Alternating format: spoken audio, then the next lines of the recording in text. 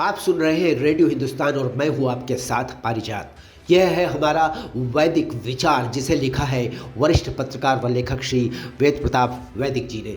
क्या होगा अब भारत का फैसला, जब रूस को लेकर भारत और अमेरिका होंगे आमने सामने।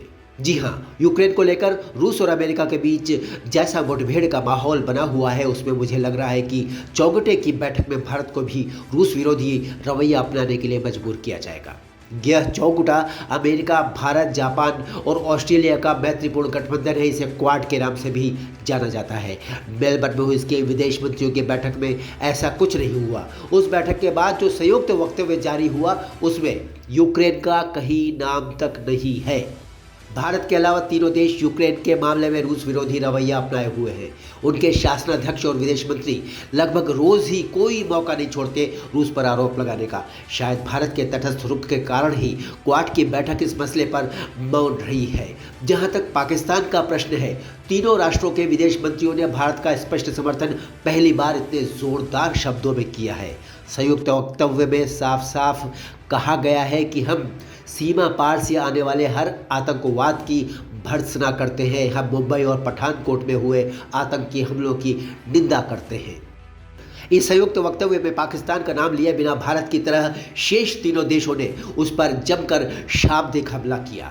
इसी अमेरिकी आक्रमण की तरफ, शाब्दिक हमले की तरफ इशारा करते हुए पाकिस्तानी प्रधानमंत्री इमरान खान ने कहा कि अमेरिका को शीत युद्ध के दौरान जब पाकिस्तान की ज़रूरत थी, उसने उसका जमकर इस्तेमाल किया और अब उसे इस्तेमाल करके फेंक दिया।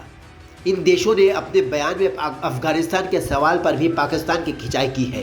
उन्होंने कहा है कि किसी अन्य देश की भूमि को आतंकवाद का अड्डा बनाने के लिए इस्तेमाल करना गलत है। भारत भी अफगानिस्तान को लेकर बराबर यही बात करता आ रहा है, यही बात कहता आ रहा है। जहां तक चीन का प्रश्न है, इन चारों देशों ने चीन पर भी इशारों में हमला बोला है। साफ साफ आक्रमण लेकिन नहीं किया है। पत्रकार परिषद में हर विदेश मंत्री ने चीन के खिलाफ दो टूक रवैया अपनाया है, लेकिन शायद भारत का लिहाज रखते हुए संयुक्त वक्तव्य में सिर्फ इतना कहा गया है कि हिंद प्रशांत क्षेत्र को खुला और नियंत्रण मुक्त रखा जाना चाहिए, ताकि विभिन्न राष्ट्र अपने हितों की रक्षा कर सकें। लेकिन इस रवैये की भी चीनी सरकार के प्रवक्ता ने कड़ी भर्त्सना की है। उसने कहा है कि ये चौगुटा बनाया ही इसलिए गया है कि चीन का विरोध किया जाए।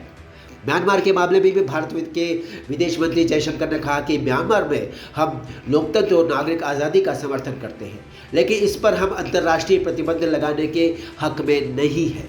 भारत का यह संतुलित रवैया इसलिए ठीक है कि म्यांमार हमारा पड़ोसी देश है और हमारे बहुत से हित उससे जुड़े हुए हैं। कुल मिलाकर सभी मुद्दों पर चौगोटे की बैठक में भारत का रवैया ठीक रहा, लेकिन समझ में नहीं आता है कि यूक्रेन और म्यांमार के मामलों में भारत सक्रियता क्यों नहीं दिखा रहा। वह प्रभावशाली मध्यस्थ बन सकता है, लेकिन ऐसा लगता है कि उसके आत्मविश्वास में कुछ कमी है। बात भारत की हो रही है। भारत प्रभावशाली मध्यस्थ बन सकता है इस मामले में, लेकिन उसका कुछ रवैया शांतिपूर्ण या कुछ कहे सीधा सीधा अतिरिक्त खामोशी से भरा हुआ है।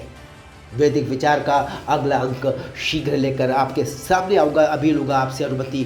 सुनते रहिए रेडियो हिंदुस्तान।